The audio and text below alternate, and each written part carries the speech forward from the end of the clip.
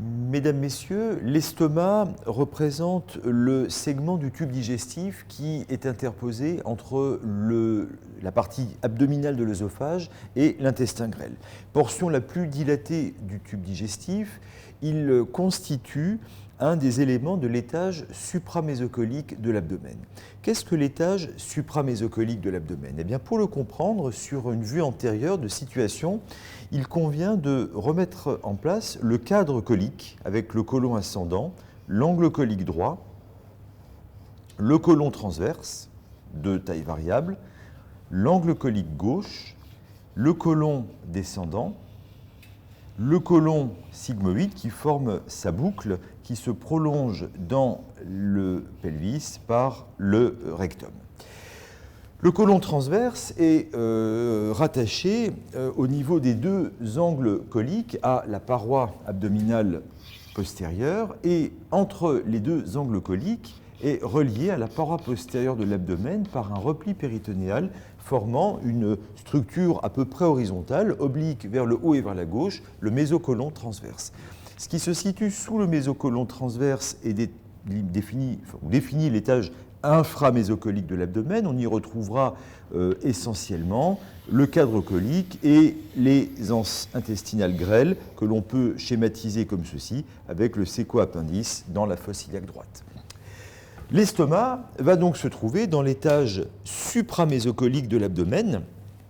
où il va se projeter dans deux régions topographiques, l'hypocondre gauche et la région épigastrique. Il fait suite à l'œsophage abdominal qui traverse le diaphragme au niveau du hiatus œsophagien au flanc gauche de la colonne vertébrale et en regard de TH10, qui correspond grosso modo au processus xiphoïde, et il va ensuite se mouler sous la coupole diaphragmatique gauche, occupant l'étage, la partie gauche de l'étage supramésocolique et venant se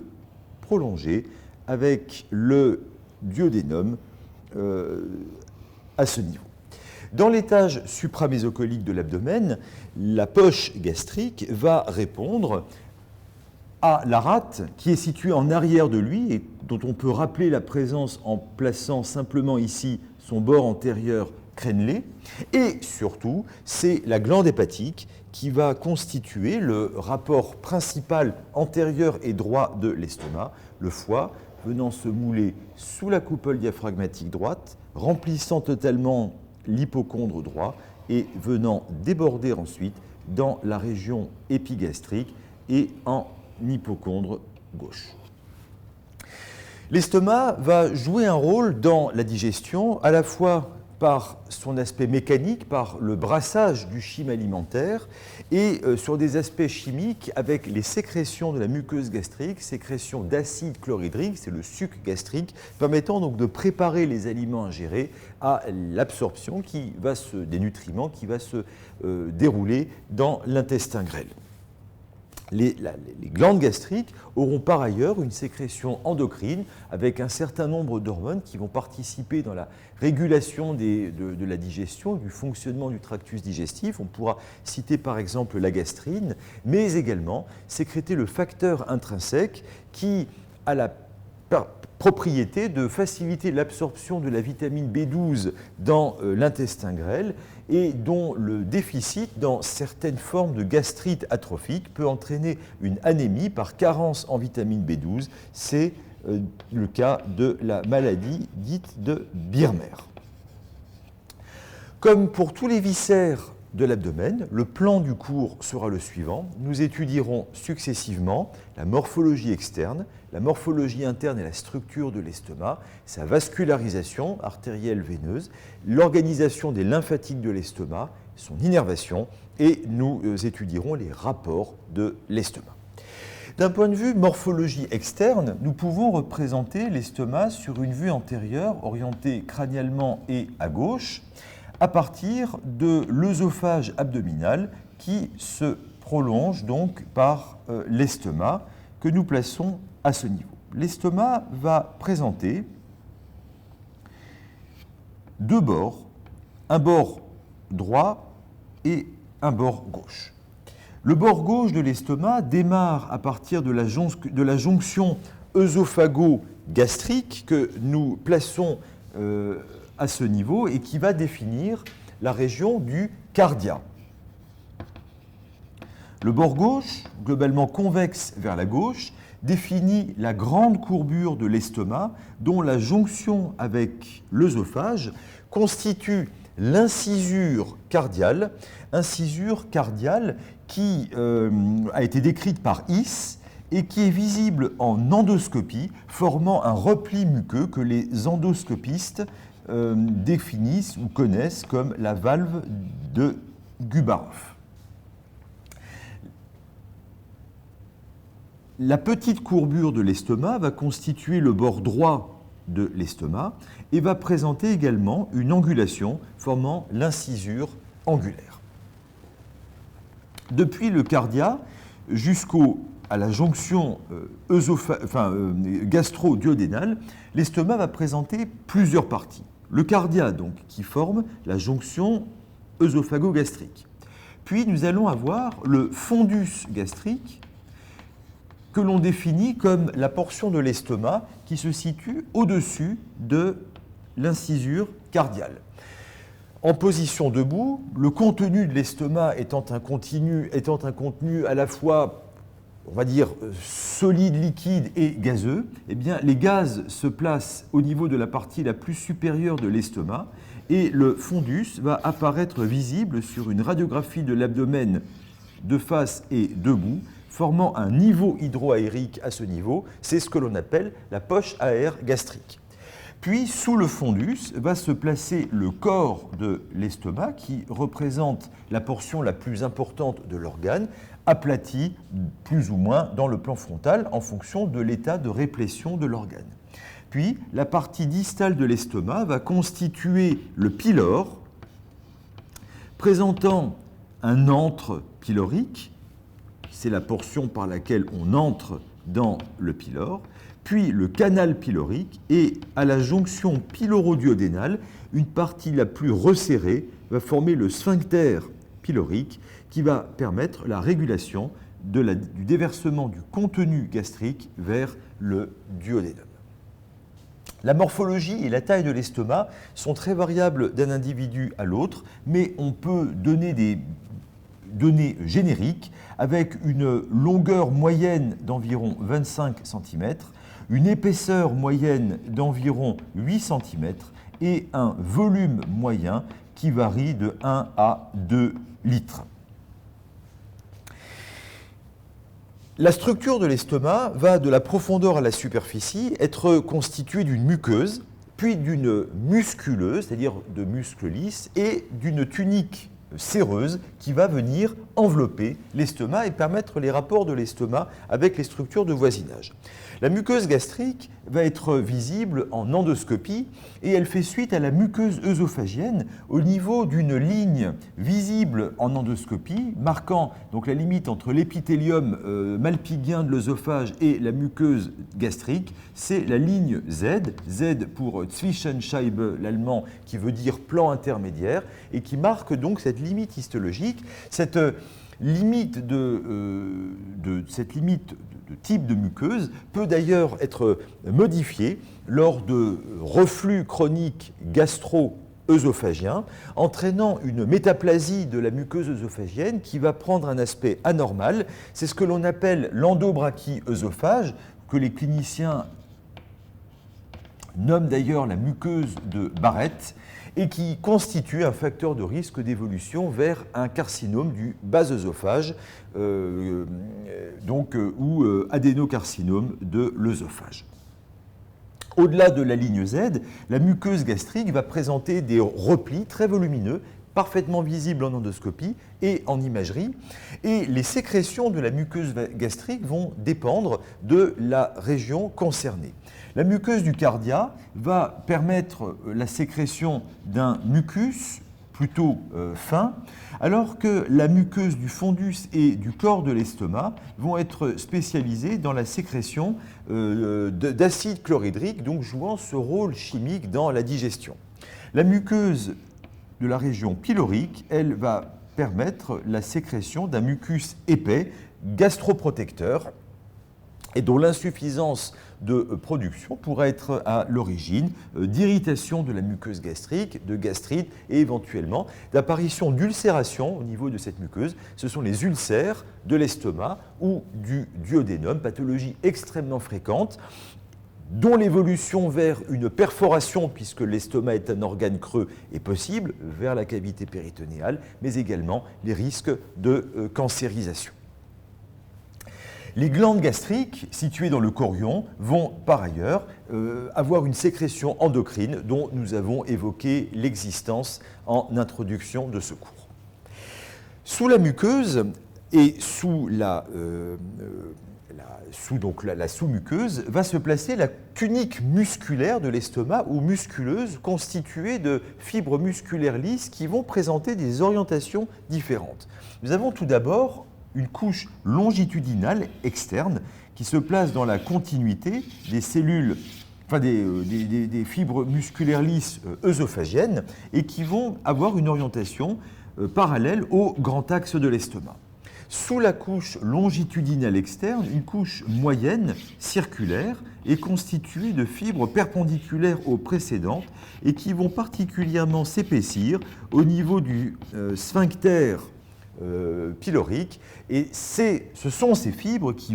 dont l'état de contraction va moduler le passage des éléments du contenu gastrique vers le duodénum. Enfin, la couche musculaire la plus profonde, celle qui est située au contact de la sous-muqueuse, est formée de cellules obliques qui vont venir cravater l'incisure cardiale et venir irradier ainsi à la face antérieure et à la face postérieure de l'estomac. Les orientations multidirectionnelles de ces fibres permettent, lorsqu'elles se contractent, des mouvements importants de la paroi gastrique, permettant ainsi le brassage des aliments et leur transformation en un chyme propre à l'absorption des nutriments qui va se réaliser dans l'intestin grêle. Au-dessus de la musculeuse, l'estomac va être recouvert par la tunique séreuse, c'est-à-dire par le péritoine. Nous allons placer cette tunique séreuse sur une autre vue antérieure, dont vous reconnaissez ici la grande courbure, la petite courbure, puis au-delà du sphincter pylorique, la jonction pyloro-duodénale, et ici l'œsophage qui aura traversé l'hiatus œsophagien. La tunique séreuse, c'est-à-dire le péritoine viscéral, recouvre totalement la face antérieure et la face postérieure de l'estomac, en faisant ainsi un organe totalement libre dans la cavité abdominale. Ces feuillets, en avant et en arrière, vont présenter des lignes de réflexion qui vont relier l'estomac aux structures de voisinage et réaliser les moyens de fixité de l'estomac. Alors ces moyens de fixité, ils vont être situés à droite et à gauche de l'estomac. Nous avons tout d'abord, du côté droit, les feuillets antérieurs et postérieurs qui se prolongent pour venir constituer le ligament gastro-hépatique et à droite le ligament hépato-duodénal, ces deux structures venant constituer le petit omentum, reliant donc l'estomac et le duodénum au foie, et dans la portion droite duquel vient cheminer le pédicule hépatique. Premier moyen de fixité, ligament gastro-hépatique qui constitue avec le ligament hépato-duodénal le petit omentum. Puis nous allons avoir en arrière le ligament gastro-phrénique qui va relier le fondus gastrique à la coupole diaphragmatique gauche. Ce ligament gastro-phrénique se place dans la continuité du ligament gastro-splénique qui va relier la grande courbure de l'estomac aux îles de la rate. C'est notamment dans le ligament gastro-splénique que vont cheminer les vaisseaux gastriques courts, les artères gastriques courtes, que nous allons détailler dans un instant. Puis enfin, nous plaçons ici sous l'estomac, légèrement tracté vers le bas et accolé ici à la base de la rate, le cadre colique avec le côlon transverse, puis l'angle colique gauche, relié à la base de la rate par les ligaments splénocoliques et relié au diaphragme par le ligament phrénicocolique gauche, relié à la paroi postérieure de l'abdomen par le ligament pariétocolique gauche. Eh bien, le dernier moyen de fixité de l'estomac sera le ligament gastrocolique. En effet, le péritoine qui recouvre la face antérieure de l'estomac se prolonge vers le bas et va relier la grande courbure de l'estomac au côlon transverse, puis se prolonge au-delà du côlon transverse pour venir constituer le grand omentum, qui est ce grand tablier péritonéal qui va s'interposer entre les anses grêles et la paroi abdominale antérieure, richement vascularisé. Ce tablier omental va constituer un pansement naturel biologique lors d'infections abdominales, lors de péritonite, et l'on sait d'ailleurs que lors de phénomènes infectieux, eh bien, nous allons rapidement pouvoir observer des adhérences du grand omentum venant circonscrire le foyer infectieux et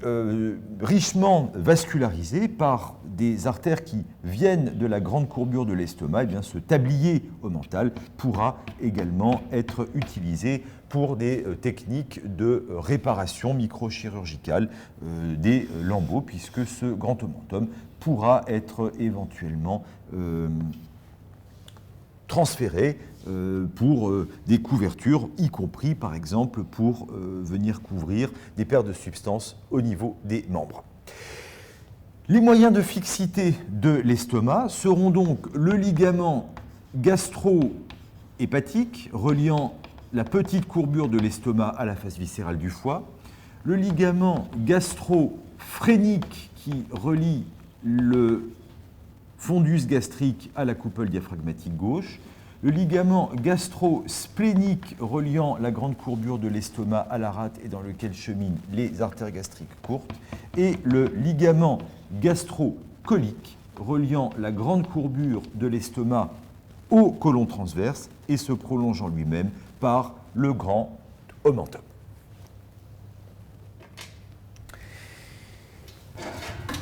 La vascularisation de l'estomac est une vascularisation riche, artérielle, et la totalité des vaisseaux de l'estomac provient de la première collatérale digestive de l'aorte, naissant en regard de TH12, c'est le tronc cœliaque.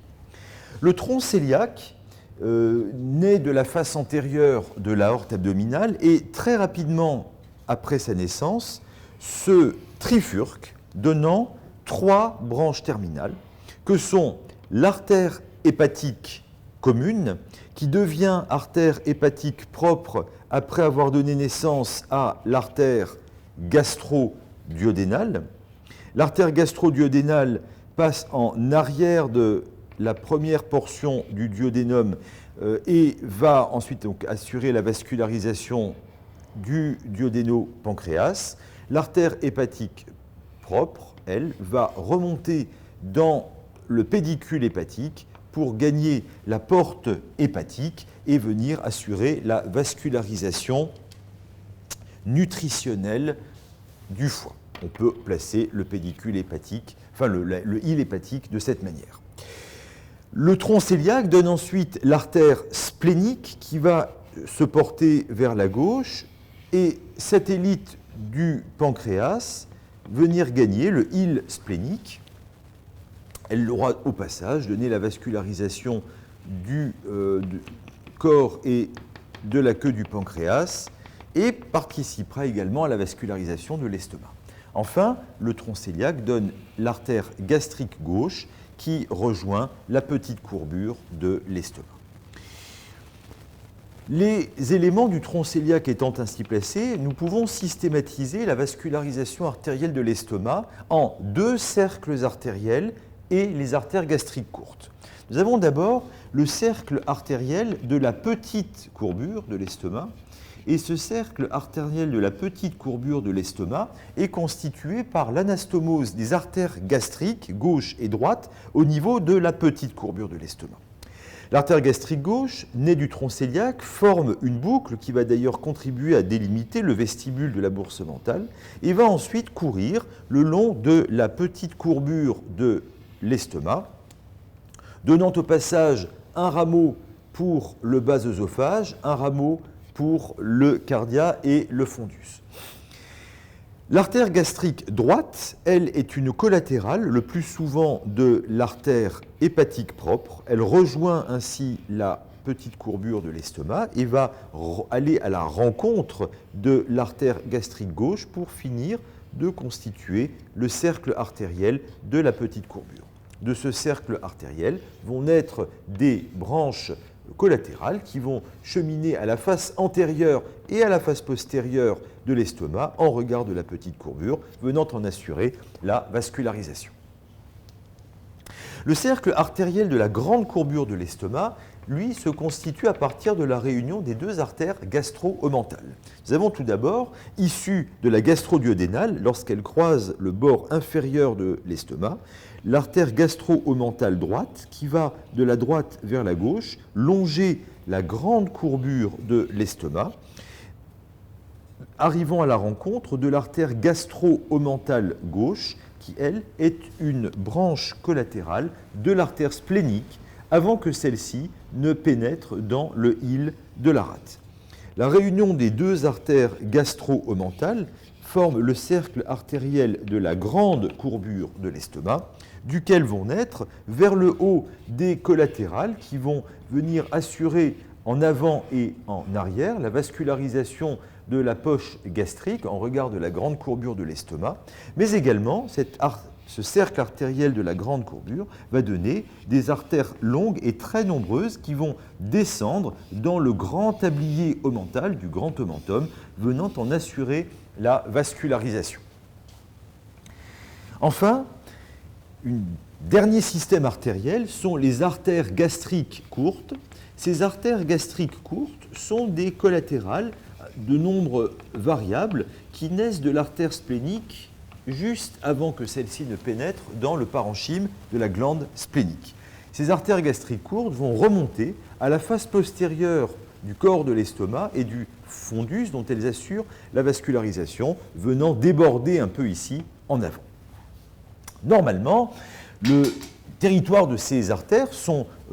fortement anastomotiques et par conséquent, il est tout à fait possible de sacrifier notamment les artères gastriques courtes lors d'une splénectomie sans que la vascularisation de l'estomac ne s'en trouve perturbée. Cependant, il peut arriver, il existe bien sûr des variations interindividuelles, que le territoire des artères gastriques courtes ne soit pas suppléé par les branches qui proviennent des cercles artériels de la grande et de la petite courbure de l'estomac. Et cela explique le risque de nécrose tout à fait typique de la région du fondus et surtout de la face postérieure de l'estomac consécutive à une splénectomie, l'intervention de splénectomie nécessitant le plus souvent le sacrifice de ces artères gastriques courtes.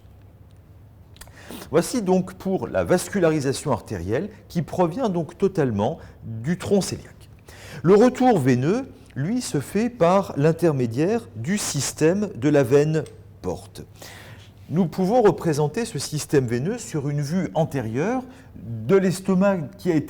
dont le corps et le pylore ont été réséqués. Vous reconnaissez donc ici l'œsophage et le fondus. Et nous avons laissé en place le cadre duodénal dans lequel vient s'enchasser ici la tête du pancréas,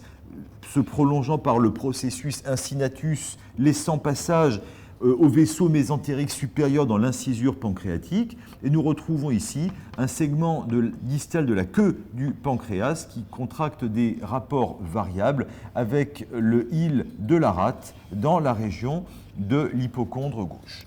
La veine porte est constituée de la réunion en arrière de la tête du pancréas de la veine splénique qui chemine en arrière de la queue puis du corps du pancréas et qui est rejointe au niveau de l'isthme pancréatique par la veine mésentérique inférieure.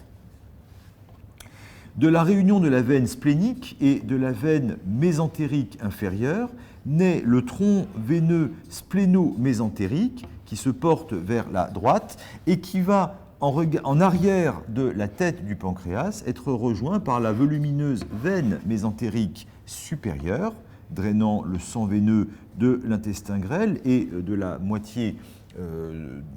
droite du côlon transverse. De la réunion de la veine mésentérique supérieure et de la veine splénomésentérique naît la veine porte qui émerge par au-dessus du duodéno-pancréas, qui se porte en haut et à droite pour arriver au niveau de la porte du foie où elle se divise en deux branches, droite et gauche. Le système de la veine porte va ainsi drainer l'immense majorité du sang veineux digestif et, concernant l'estomac, va recevoir les veines gastriques gauche et droite, drainant le sang veineux de la petite courbure de l'estomac, drainant notamment les veines du bas œsophage et de la région du fondus gastrique. Satellite de la grande courbure de l'estomac, le cercle veineux de la grande courbure est constitué des veines gastro-omentales, gauche que nous plaçons à ce niveau et qui se jette dans la veine splénique, et droite que nous voyons à ce niveau se drainer dans la veine mésentérique supérieure, ayant reçu au passage des veines duodénales antérieures. Enfin, l'estomac va par des veines gastriques courtes, le sang veineux de la région du fondus et de la face postérieure de l'estomac, par les veines gastriques courtes, se drainer également dans la veine splénique. Le sang veineux de l'estomac se draine donc majoritairement dans le système de la veine porte et va, avec la veine porte, subir un passage hépatique avant que de se rejoindre la veine cave inférieure par les veines hépatiques. Le sang veineux du bas œsophage, lui, va avoir deux modalités de drainage veineux. Un drainage par les veines de la petite courbure de l'estomac, la veine gastrique gauche et donc le système de la veine porte, mais également par le système de la veine azygos. Et par conséquent, ici, nous allons avoir, on peut le représenter comme ceci de manière schématique, un drainage par le système de la veine azygos et donc de la veine cave supérieure. Il existe donc dans la région du bas œsophage une zone d'anastomose portocave et ces anastomoses portocaves peuvent se dilater en cas d'hypertension portale, comme par exemple dans l'évolution terminale de la cirrhose hépatique, et en cas d'hypertension portale, les zones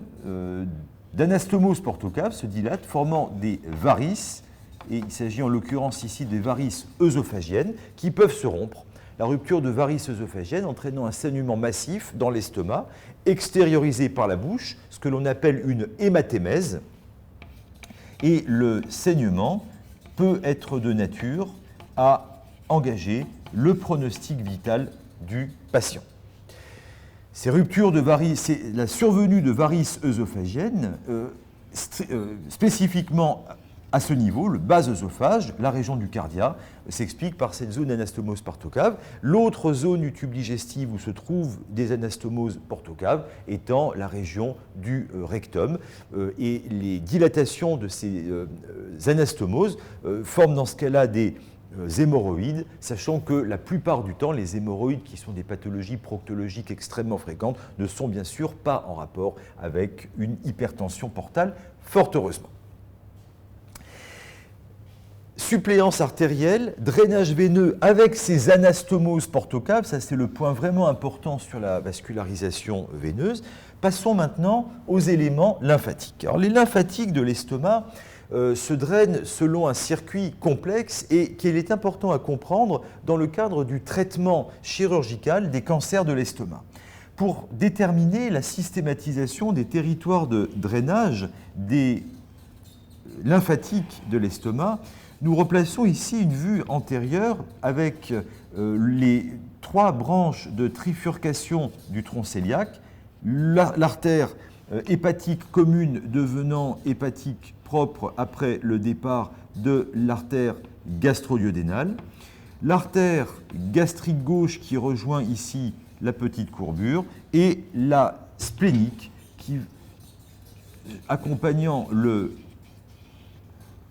pancréas, rejoint à ce niveau la rate. Alors, la circulation lymphatique va globalement suivre les artères et on va déterminer au niveau de l'estomac 4 grands territoires de drainage lymphatique que sont les territoires gastrique gauche, splénique, gastrique droit et gastro-omental que l'on peut relier au sein des lymphatiques hépatiques. Le territoire gastrique gauche, tout d'abord, de l'estomac, que l'on va par exemple identifier de la couleur jaune, va drainer la lymphe de la région du bas œsophage, du cardia et globalement du tiers supérieur de la petite courbure de l'estomac. Ce territoire gastrique gauche, ou tiers ou 2 tiers supérieur, c'est un petit peu plus étendu comme ça, ce territoire gastrique gauche va se drainer par des vaisseaux lymphatiques qui vont suivre l'artère gastrique gauche et faire relais au niveau de lymphoneux suivant l'artère gastrique gauche et venant rejoindre à ce niveau la région cœliaque. Premier territoire, territoire gastrique gauche, globalement, région du cardia, 2 tiers supérieur, 2 tiers de la petite courbure. Nous avons ensuite, on va le représenter par exemple en marron, un territoire splénique. Ce territoire splénique va globalement drainer la lymphe du fondus et de la partie attenante de la grande courbure de l'estomac. Territoire splénique dont la lymphe va suivre les vaisseaux spléniques, c'est-à-dire en arrière de l'estomac, pour rejoindre ensuite les lymphoneux ici de la région cœliaque. Deuxième territoire, territoire splénique. Nous avons ensuite les territoires de drainage hépatique que l'on va distinguer en territoire gastrique droit. Le voici. Il correspond en gros au tiers distal de la petite courbure de l'estomac, territoire gastrique droit, dont la lymphe va suivre l'artère gastrique droite à ce niveau, faisant relais au niveau de nœuds lymphatiques venant rejoindre ici les lymphatiques hépatiques et ensuite donc les nœuds lymphatiques de la région cœliaque. Et enfin,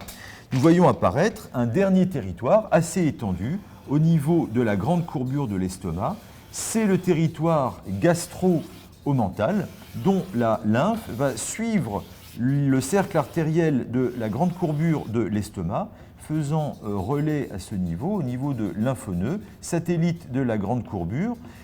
se prolongeant ensuite en arrière du duodénum, formant les lymphoneux rétroduodénaux, pour rejoindre alors les lymphoneux hépatiques, puis de la région cœliaque.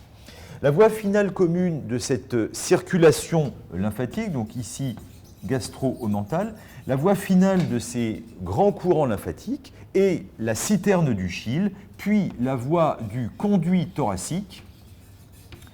et va se terminer dans la circulation veineuse au niveau du confluent veineux jugulo-subclavier gauche, là où se termine le conduit thoracique et là où aboutit toute la lymphe de la partie sous-diaphragmatique du corps. Et ceci explique alors la possibilité dans les cancers gastriques d'une métastase lymphonodale au niveau du creux supraclaviculaire gauche. C'est le signe de Troisier. on parlera plutôt de signes de Troisier que de ganglions, comme on trouve écrit partout, les ganglions, bien sûr, n'appartenant pas au système lymphatique. Alors, pour la petite histoire, il faut savoir que cette métastase supraclaviculaire gauche des cancers gastriques a été décrite non pas par Troisier au départ, mais par Rudolf Virchow. Et dans le monde entier, sauf en France et dans les zones francophones, eh bien, on parle du signe de Virchow. Et en réalité, Troisier, qui était un chirurgien français, avait observé que d'autres cancers digestifs pouvaient aussi donner des métastases supraclaviculaires gauche, ce qui est très logique compte tenu de l'organisation du système lymphatique digestif. Et c'est ainsi qu'en France, on a donné à ce signe le nom de signe de Troisier. Donc si vous lisez de la littérature internationale, ne soyez pas étonnés si au lieu du signe de Troisier, vous lisez signe de Virchow. Parlons enfin de l'innervation de l'estomac, et cette innervation, eh bien, elle est végétative, sympathique et parasympathique, et va permettre à la fois le contrôle de la motricité du muscle gastrique et de l'activité des glandes gastriques, en particulier va permettre de contrôler la sécrétion de l'acide chlorhydrique. Alors, cette innervation, elle est sympathique et parasympathique. On va d'abord parler globalement du sympathique, qui est apporté par des nerfs splanchniques, et ces nerfs splanchniques amènent les fibres sympathiques qui proviennent du grand centre sympathique thoracolombaire par des nerfs grands splanchniques qui rejoignent ici les cornes latérales, et c'est pareil de l'autre côté, de condensation du tissu nerveux végétatif de la région, formant les ganglions cœliaques de forme ici semi-lunaire. C'est donc ainsi qu'arrive le contingent sympathique. Le parasympathique, lui, va être apporté par les nerfs vagues, 10e nerf crânien, dont nous avons étudié dans le thorax qui se dispose en avant et en arrière de l'œsophage. En avant de l'œsophage se place le nerf vague gauche qui aura échangé avec le nerf vague droit dans les plexus vagaux périœsophagiens, et c'est donc à ce niveau le tronc vagal antérieur que nous allons voir arriver, mais qui se place dans la continuité du 10 gauche. Arrivé dans l'abdomen, le tronc vagal antérieur donne un rameau pour le fundus et le cardia, puis va donner le rameau gastrique antérieur principal, décrit par Latarjet, donnant des nerfs venant s'arboriser de manière très variable en fonction des individus à la face antérieure de l'estomac. Ces nerfs vont en particulier moduler la sécrétion acide du fundus et du corps de l'estomac. Arrivé dans l'estomac, le tronc vagal antérieur donne habituellement un rameau hépatique qui chemine dans l'épaisseur du petit omentum et qui, avant de remonter dans le pédicule hépatique, donne classiquement un rameau pour le pylore et le duodénum. Le tronc vagal postérieur, que l'on va représenter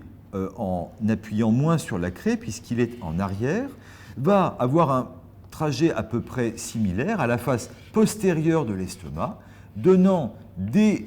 rameaux se ramifiant à la face postérieure de la poche gastrique, venant moduler l'activité des glandes gastriques et de la musculeuse de l'estomac.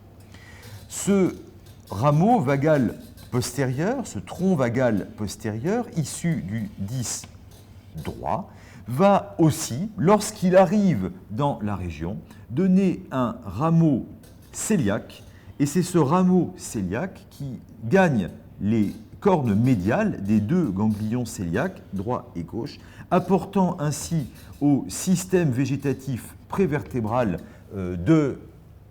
l'abdomen le contingent parasympathique pour tous les viscères de l'abdomen, bien sûr à l'exclusion des viscères de l'étage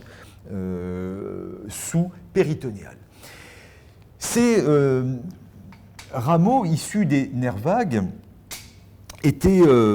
sont responsables de la modulation de la sécrétion d'acide chlorhydrique et avant l'apparition de médicaments efficaces dans le blocage de la sécrétion d'acide chlorhydrique et notamment pour le traitement des ulcères gastriques et avant de connaître aussi le rôle de la bactérie Helicobacter pylori dans la physiopathologie des ulcères gastro-duodénaux, eh bien, il était possible chirurgicalement de réaliser des sections de ces troncs vagaux de manière à bloquer la sécrétion gastrique et améliorer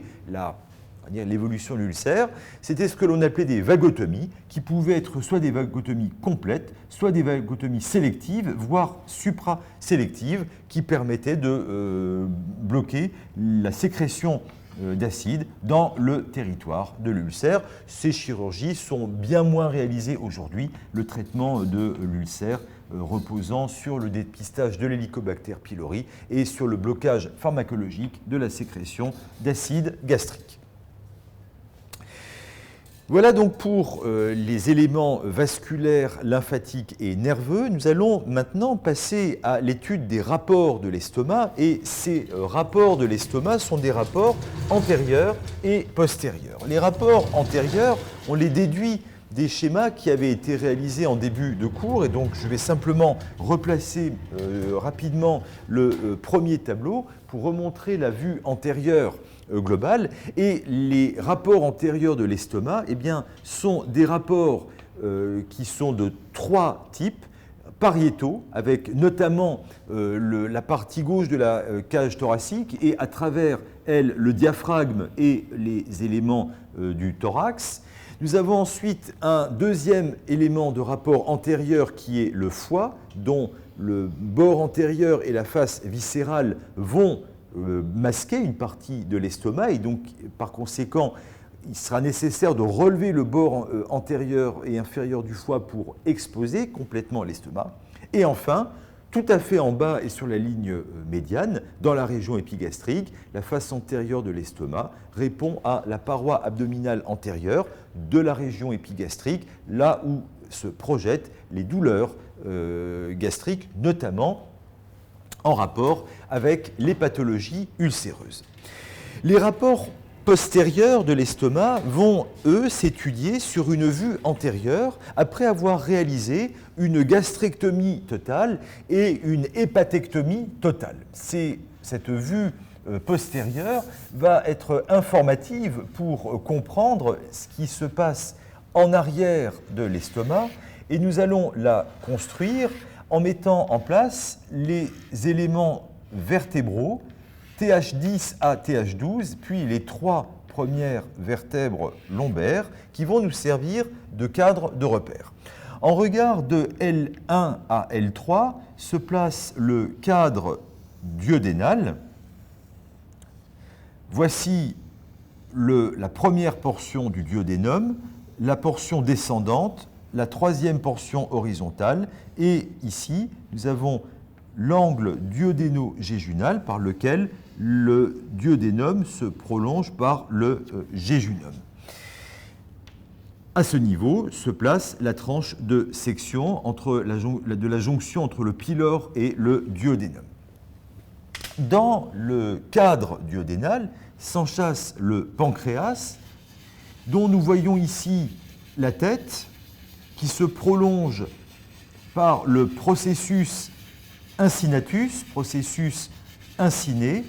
définissant avec la tête du pancréas l'incisure pancréatique où vont cheminer les vaisseaux mésentériques supérieurs. Puis le pancréas se prolonge vers la gauche, formant le corps, puis la queue du pancréas qui contracte avec la rate des relations tout à fait variables et nous pouvons placer ici la rate avec son bord antérieur crénelé, sa face diaphragmatique, sa face gastrique où apparaît le hile de la rate, voici, et nous allons avoir vers le bas la base de la rate dans laquelle va venir se placer l'angle colique gauche que nous plaçons à présent. Voici la partie gauche du côlon transverse, puis l'angle colique gauche qui se prolonge vers le bas par le côlon descendant que nous interrompons également à ce niveau. Et nous en profitons d'emblée pour rappeler que l'angle colique gauche est relié à la rate par les ligaments splénocoliques et l'angle colique gauche va par ailleurs être relié à la coupole diaphragmatique gauche par le ligament phrénicocolique gauche, puis à la paroi abdominale postérieure par le ligament pariétocolique gauche, l'ensemble venant constituer le sustentaculum lienis qui vient fixer la rate dans sa loge, la loge splénique.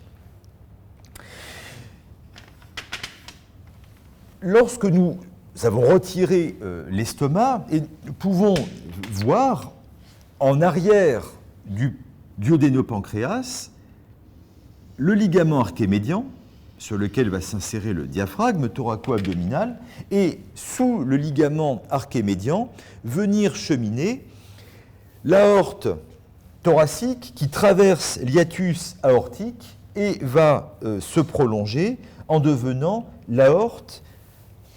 abdominale. Alors évidemment, j'ai perdu ma craie rouge, ça, je ne sais pas ce que j'en ai fait. Bruno, bon, c'est pas grave, je vais prendre un autre rouge,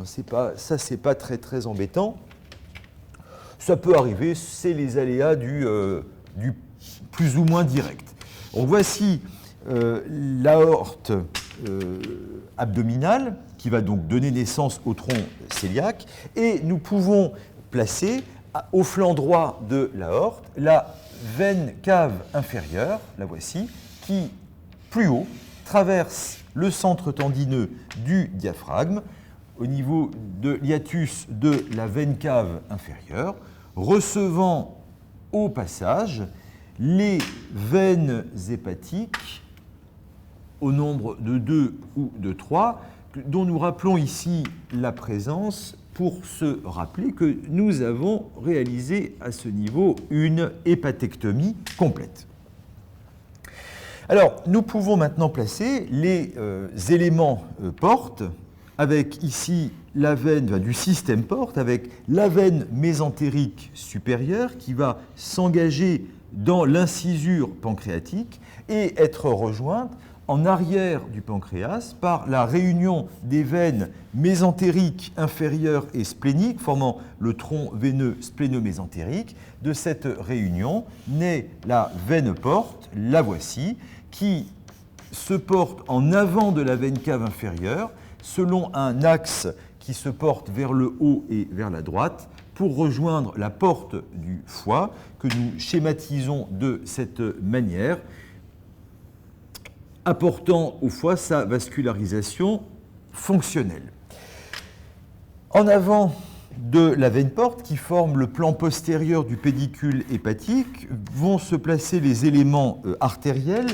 Plaçons rapidement ici l'artère mésentérique supérieure à gauche de la veine, mais surtout les éléments issus du tronc cœliaque avec l'artère hépatique commune qui donne la gastro-duodénale à ce niveau et qui devient alors artère hépatique propre, cheminant en avant et à gauche de la veine porte et se divisant avec elle en 2 branches selon la systématisation, la segmentation hépatique que nous étudierons dans les cours sur le foie.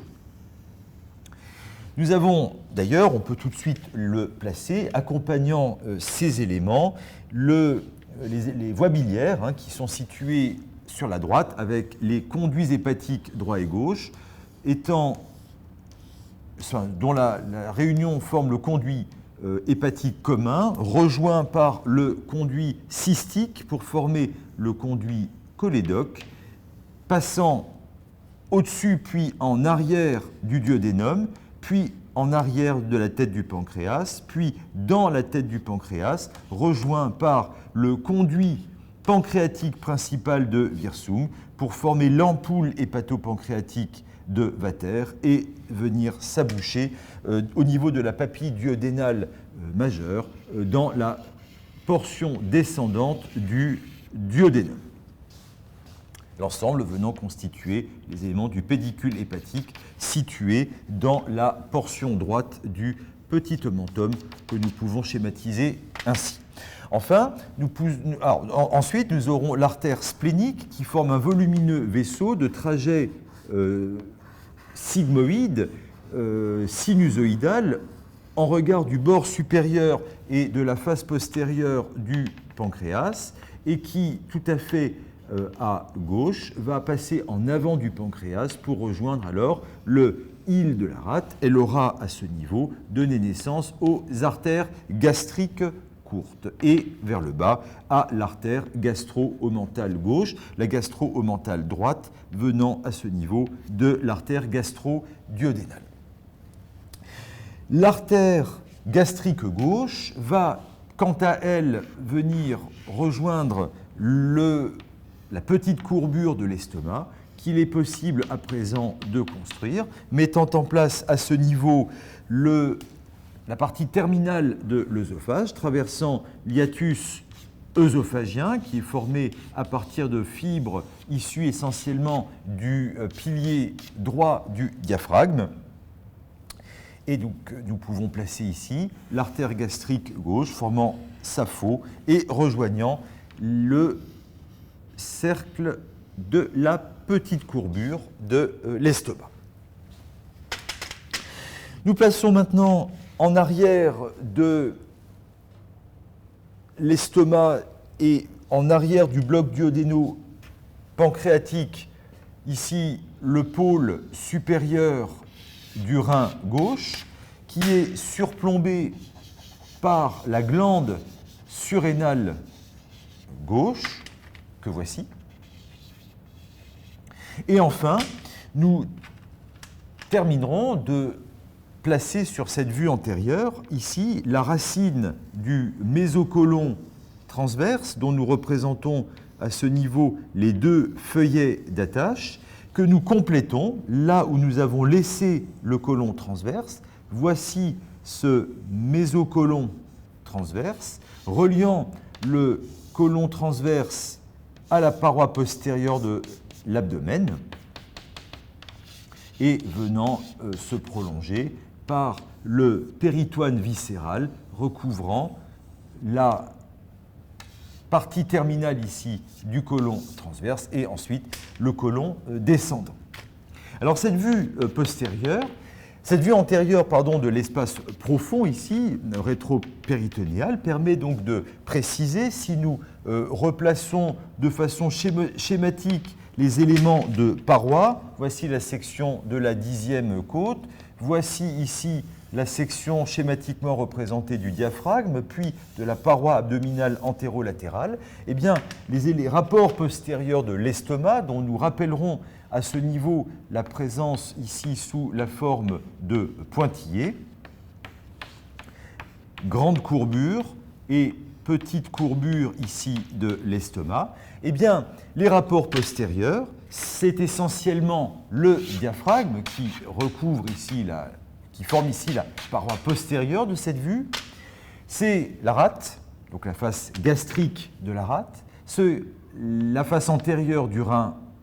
gauche, c'est la glande surrénale gauche, c'est le corps et la queue du pancréas, et tout à fait en bas, eh bien, le mésocôlon transverse et le côlon transverse. Ces rapports antérieurs et postérieurs de l'estomac s'inscrivent donc dans une péritonisation, et pour comprendre ces rapports, nous allons réaliser deux coupes, une coupe horizontale qui passera par TH12 et une coupe sagittale médiane que nous représenterons de façon schématique. Mais avant de réaliser ces coupes, nous allons faire un tout petit rappel d'embryologie pour signaler que sur un embryon, vu représenté ici de profil, eh bien, le tube digestif se développe à partir de l'anse intestinale primitive qui reçoit ses vaisseaux à partir de l'aorte dorsale, tronc cœliaque, artère mésentérique supérieure, artère mésentérique inférieure, avec des systèmes d'anastomose que vous connaissez, et l'ensemble étant cloisonné dans le cœlome qui va former la future cavité péritonéale. Si on réalise une coupe, horizontale qui passe par le tiers supérieur, de l'intestin primitif ou intestin antérieur, et sans rentrer dans des détails particuliers, enfin, sans détailler le reste des éléments, voici l'intestin, voici l'aorte dorsale avec le tronc cœliaque. Et donc le cloisonnement se fait par deux replis péritonéaux formant en avant le mésogastre antérieur, en arrière le mésogastre postérieur dans lequel cheminent les branches du tronc cœliaque. Voici le péritoine pariétal, cloisonné donc en deux cavités cœlomiques, droite et gauche. Le foie, l'ébauche hépatique, apparaît dans le mésogastre antérieur et va présenter un phénomène d'amplification de taille très importante, en amenant la glande hépatique à basculer du côté droit. La vue est orientée ici ventralement et du côté droit. Elle est envisagée en vue inférieure, comme en imagerie médicale, et pour faire la jonction avec la coupe horizontale que nous allons voir dans un instant. Par voie de conséquence, ce phénomène de rotation entraînera une rotation dans l'autre sens du mésogastre postérieur, au sein duquel apparaissent les ébauches du pancréas et de la rate, si bien qu'à un stade ultérieur du développement, si nous replaçons toujours ici l'aorte dorsale, eh bien, l'ébauche hépatique aura alors pris un volume considérable dans la cavité abdominale et l'ébauche gastrique se sera déportée vers la gauche et frontalisée du fait de la rotation, recevant tout de même sa vascularisation par le tronc cœliaque qui aura de son côté donné naissance ici à l'artère hépatique. Dans le mésogastre postérieur apparaissent deux éléments. Ici, l'ébauche pancréatique et l'ébauche de la rate qui se forme à partir d'un bourgeon qui se développe sur le tronc cœliaque. Le péritoine reste toujours présent avec un feuillet droit ici, un feuillet gauche, et le mésogastre antérieur va toujours venir relier la paroi abdominale antérieure à l'ancien bord antérieur du tube digestif primitif, mais le développement du foie au sein du mésogastre antérieur le partagera en avant le ligament falciforme et en arrière, entre le foie et l'estomac, le petit omentum sous la forme ici du ligament gastro-hépatique. L'estomac reste toujours recouvert par le péritoine viscéral, en continuité en arrière avec le mésogastre postérieur qui englobe la rate et l'ébauche pancréatique qui est donc bien un dérivé intrapéritonéal. Nous observons à ce niveau deux éléments. Tout d'abord, un accolement ici en arrière du pancréas, c'est le fascia d'accollement duodéno-pancréatique ou fascia de Treitz, qui peut d'ailleurs se prolonger de manière variable au niveau de la rate. Et nous avons également, du fait de ce cloisonnement, l'apparition en arrière de l'estomac et donc en avant du pancréas d'une bourse développée à partir de la cavité péritonéale, bourse à partir de laquelle on entre en passant en arrière du pédicule hépatique et sous le foie, c'est la bourse omentale qui va donc être l'élément de péritoine qui va se placer entre l'estomac en avant et le pancréas en arrière. À partir de ces phénomènes d'embryologie, nous allons à présent pouvoir construire les deux coupes qui vont résumer les rapports et les éléments du cours d'aujourd'hui. C'est d'abord la coupe horizontale en TH12, puis le principe d'une coupe sagittale médiane. En TH12, donc vous reconnaissez le corps de T12, les sections des côtes, la paroi abdominale représentée de manière non différenciée. Et donc nous pouvons placer l'aorte qui s'immisce entre les piliers droit et gauche du diaphragme que nous mettons en place ici, diaphragme, permettant de distinguer en arrière de lui l'espace inframédiastinal postérieur dans lequel apparaîtra la citerne du Schill, apparaîtront les éléments des chaînes sympathiques latéraux-vertébrales que nous plaçons ici et l'origine du système azygos. En avant du diaphragme, dans l'espace rétropéritonéal, va se placer ici la veine cave inférieure, en arrière de laquelle se place la section de la partie crâniale du rein droit, qui est coiffée à son bord médial par la surrénale droite, dont nous voyons qu'elle est partiellement rétrocave. En arrière, le pôle supérieur du rein gauche, coiffé par la surrénale gauche, qui classiquement est moins facilement visible en imagerie. Tout à fait en avant se placeront les éléments digestifs, avec ici le foie, que nous plaçons à ce niveau, en coupe, foie vers lequel va arriver le pédicule hépatique qui est placé avec son plan postérieur qui est la veine porte, en avant et à gauche de laquelle va se placer, si nous plaçons ici l'origine du tronc cœliaque, l'artère hépatique propre, et à la droite duquel se place ici le conduit cholédoque. Plaçons ici maintenant l'estomac qui se présente sous la forme d'une poche aplatie dans le plan frontal et dont la muqueuse présente de volumineux replis qui peuvent être visibles en imagerie sectionnelle. Plaçons en arrière le pancréas qui va avoir une orientation vers l'arrière et vers la gauche et qui répond tout à fait à son extrémité à la rate dont nous plaçons ici la coupe avec une face gastrique en avant, une face hilaire qui répond à la queue du pancréas, une face rénale et sa face diaphragmatique.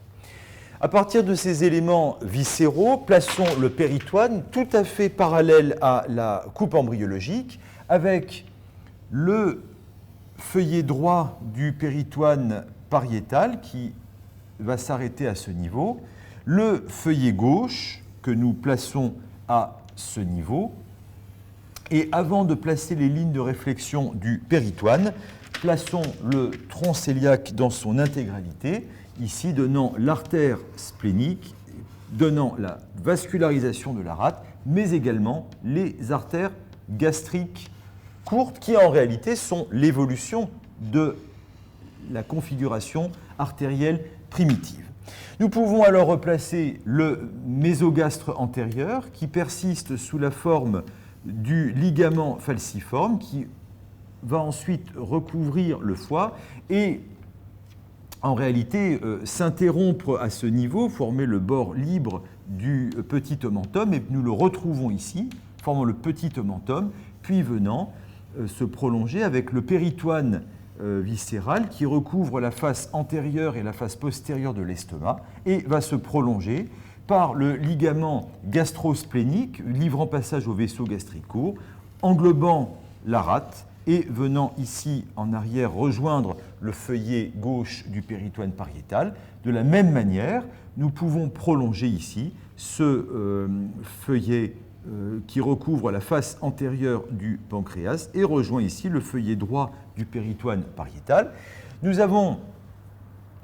ici en arrière le fascia d'accollement rétroduodéno-pancréatique, fascia de Treitz, et nous retrouvons ici, entre le pédicule hépatique en avant et la veine cave inférieure en arrière, le foramen de la bourse omentale, foramen décrit par Winslow et qui permet de passer de la grande cavité péritonéale à la bourse omentale. Nous retrouvons ici donc, les rapports que nous avions décrits, avec en l'occurrence visible sur cette coupe le foie et la paroi abdominale ainsi qu'un peu finalement la cage thoracique en avant, et en arrière, eh bien, c'est la rate, le pancréas, et par l'intermédiaire de la bourse omentale. Réalisons maintenant une section sagittale, médiane, qui permet de résumer ces éléments. Vous retrouvez ici donc la partie distale de la colonne thoracique avec les vertèbres TH9 à TH12, la colonne lombaire centrée au niveau de L3, le sacrum, le coccyx, la symphyse pubienne, le sternum avec ici le corps, le processus xiphoïde, et nous placerons ici la coupe de la ligne blanche, nous placerons le diaphragme pelvien de cette manière. En avant de TH12, le ligament arqué médian donnant insertion au diaphragme, ici sectionné dans sa partie moyenne, et nous pouvons placer alors en arrière l'aorte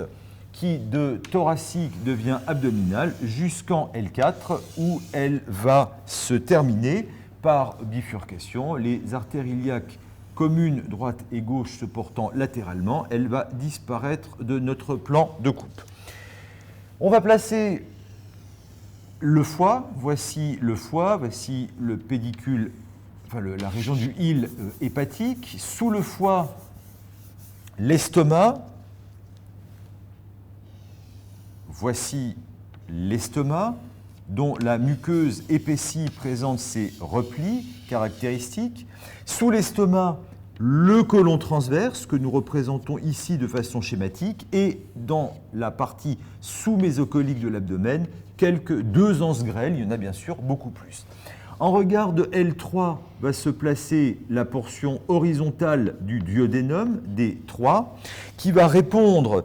au pancréas, dont nous voyons ici le processus incinatus, puis ici la tête du pancréas, permettant de placer, naissant de TH12, le tronc cœliaque, naissant en L1, l'artère mésentérique supérieure, qui passe dans l'incisure pancréatique, puis qui va donner des rameaux pour les 2/3 droits du côlon transverse et des branches pour l'intestin grêle. Ces éléments nous permettent donc de péritoniser à présent la coupe avec le péritoine recouvrant ici la région hépatique qui se prolonge au niveau du ligament coronaire et qui, vers le bas, relie la face viscérale du foie à l'estomac, formant ici le petit omentum, le ligament gastro-hépatique. Le péritoine viscéral va alors recouvrir les faces antérieures et postérieures de l'estomac. Le feuillet de péritoine qui recouvre la face postérieure de l'estomac se prolonge vers le bas, rejoint le côlon transverse formant le ligament gastro-colique et va ensuite se prolonger, venant constituer ce tablier omental, le grand omentum, les feuillets ici s'accolent, et nous allons alors le retrouver, venant retrouver ici le feuillet de péritoine pariétal et le péritoine viscéral du foie, venant ici délimiter la bourse omentale que nous avons ici dans sa partie supérieure et ici dans sa partie inférieure. Le feuillet de péritoine qui recouvre la face antérieure de l'estomac se prolonge lui aussi, venant constituer le ligament gastrocolique, suit l'accollement du grand omentum, puis nous le retrouvons ici, venant rejoindre la racine du mésocôlon transverse. Il va alors constituer le mésocôlon transverse, se prolonger par le péritoine viscéral du côlon transverse et un peu plus bas, eh bien, retrouver le mésentère. Voici le mésentère venant se prolonger par le péritoine viscéral, recouvrant les anses de l'intestin grêle. Nous retrouvons ce feuillet de péritoine viscéral en continuité avec le péritoine pariétal postérieur, puis le péritoine inférieur qui va donc cloisonner l'espace pelvis sous-péritonéal et qui va se placer en continuité avec le feuillet antérieur du péritoine pariétal qui tapisse ainsi la paroi abdominale antérieure. Cette coupe sagittale médiane permet donc de préciser les rapports antérieurs avec ici notamment là le foie et la paroi abdominale. Les rapports postérieurs avec le duodénopancréas, le troisième duodénum et la bourse omentale, et permet également de préciser certains moyens de fixité de l'estomac, le ligament gastro-hépatique qui forme une partie du petit omentum, le ligament gastrocolique qui relie la grande courbure de l'estomac, le côlon transverse, et qui se prolonge par le grand omentum vers le bas, formant ce tablier omental venant recouvrir le côlon transverse et les anses grêles dans la partie inframésocolique de l'abdomen. Le mésocolon transverse rappelle donc qu'il existe dans la cavité péritonéale un étage supramésocolique de l'abdomen où se trouvera le foie, l'estomac, une bonne partie du duodénopancréas ainsi que la rate, l'étage inframésocolique de l'abdomen où on va retrouver le cadre colique et les anses grêles. Cette coupe nous permet enfin de voir que le principal moyen de suspension de l'ensemble, et en particulier de la glande hépatique au diaphragme, est bien constitué ici par le ligament coronaire du foie,